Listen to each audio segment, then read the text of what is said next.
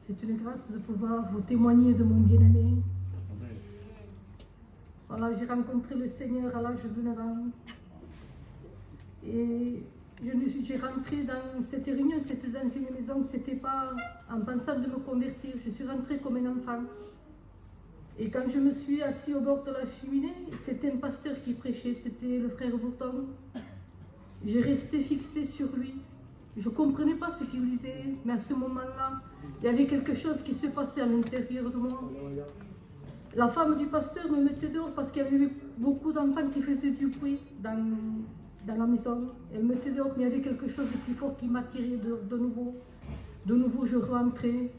Et à fur et à mesure, je continue à suivre les réunions. Au bout d'un certain temps, un pasteur s'est rendu compte qu'il y avait quelque chose de Dieu qui se passait en moi. Et il lui a dit à la femme du pasteur, ne la mets plus dehors parce qu'on voit qu'il y a quelque chose de Dieu qui se passe en elle.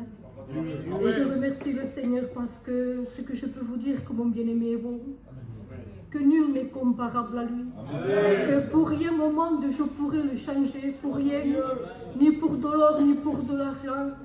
Je remercie le Seigneur du jour où il s'est fait connaître de ma vie. J'ai 42 ans, je lui ai donné toute ma vie. Et maintenant, ce que je lui dis au Seigneur, c'est qu'en vieillissant dans ma vie spirituelle, je ne devienne pas religieuse, mais que j'ai en moi toujours cette vie de l'esprit. Que Dieu vous bénisse.